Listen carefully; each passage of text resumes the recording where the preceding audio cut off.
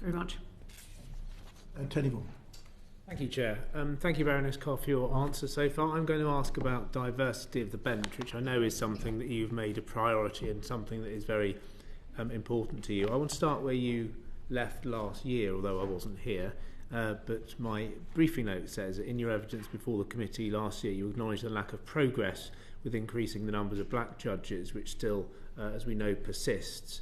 And you referenced the pipeline as the problem, which I understand refers to the problems with the lack of diversity in the pipeline of candidates applying.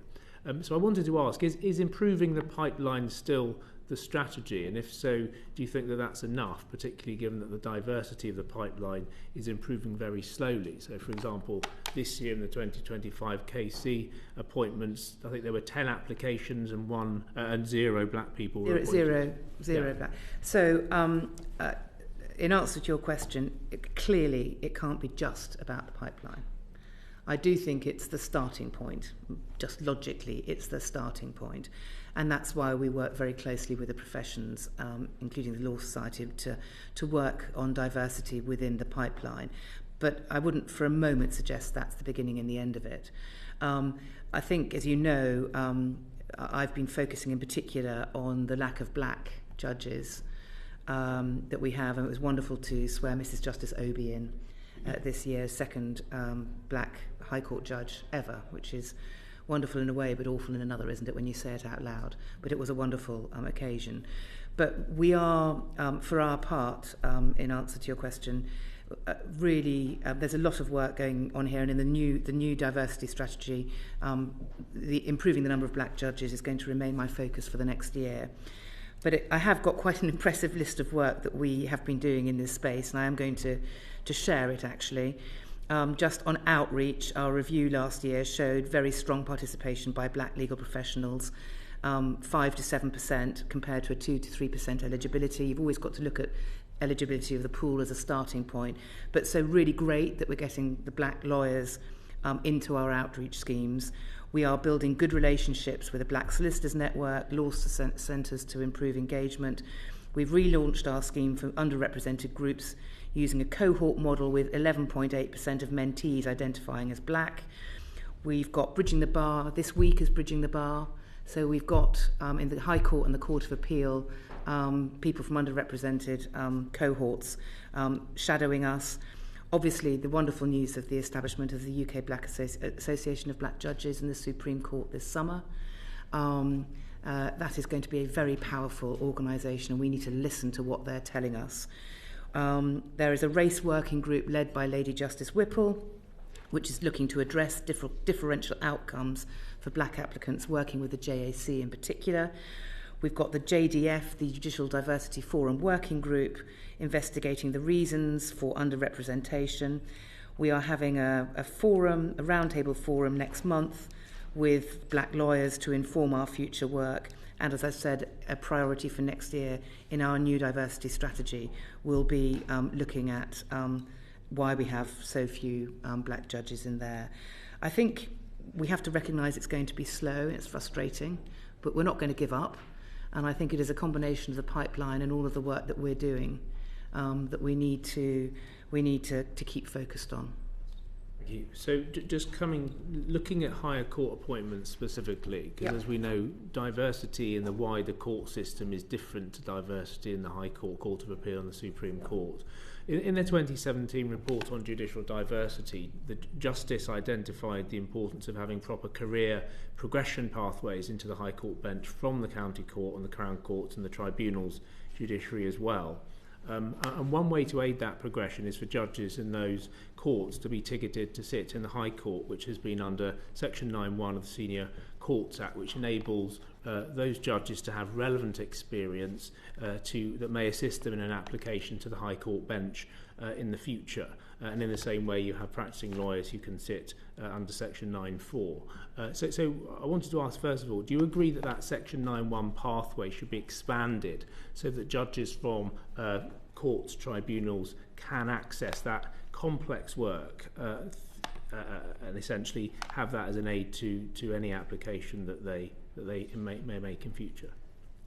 I don't agree, actually. I think Section 9.1 is very much a business need model. all judges who are Section 9.1 ticketed can apply to be Section 9.4 ticketed. I think that's right. I'll be corrected if I'm wrong.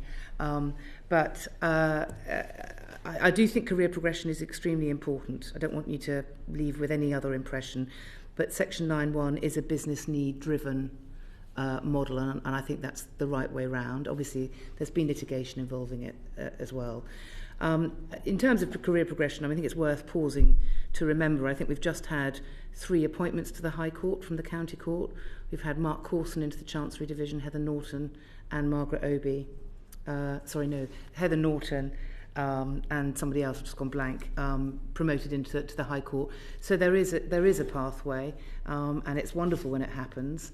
And I do think it's important at all levels that we do look as part of our offering the proper career progression opportunities. That is important. I would agree with that very much. So what are the mechanisms if it's not then, for example, 9.1, so for judges in those courts, and if it is an access point for, say, KCs or barristers who are in private practice? Yeah, I think, as I say, I think that a circuit judge can apply for Section 9.4 authorisation as well as 9.1.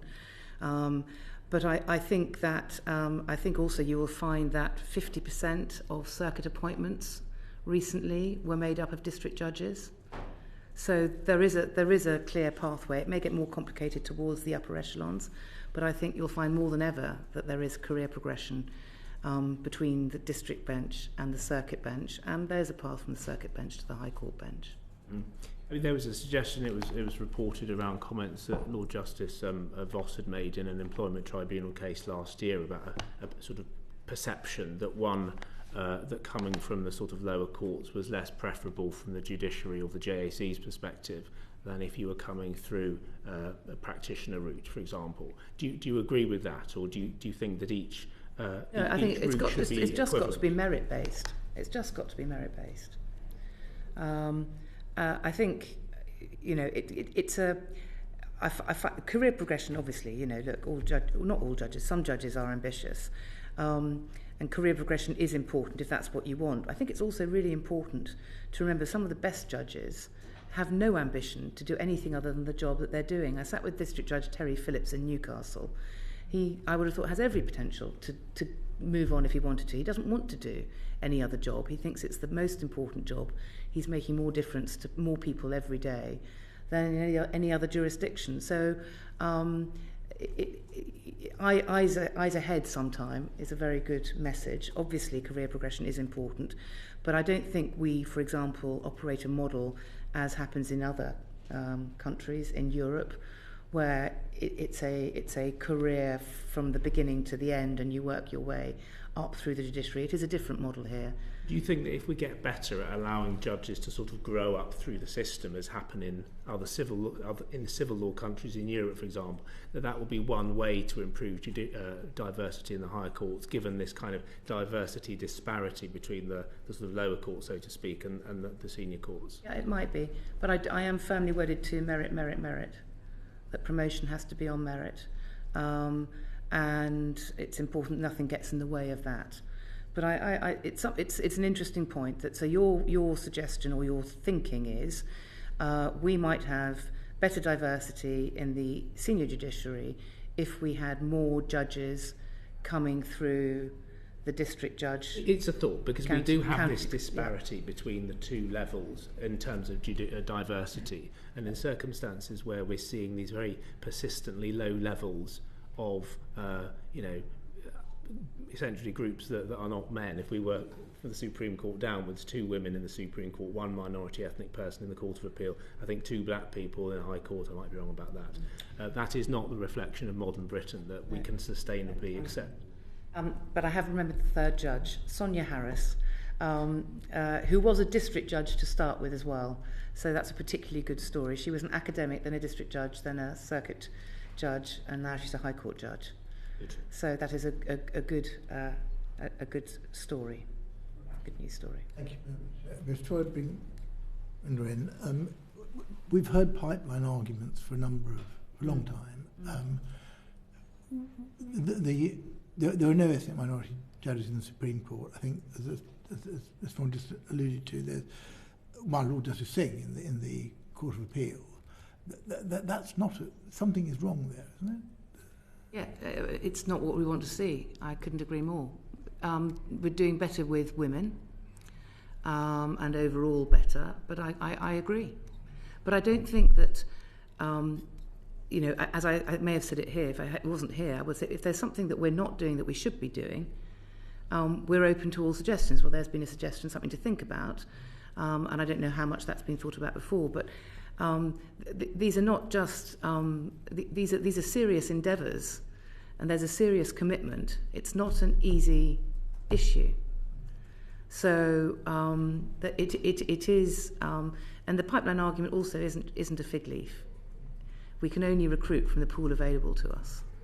So it's a real, very substantial point. So yes, we would obviously like the figures to be better. Renders, I have. Yes, thank you, Bradness Carr. I mean, when I was practicing, it did always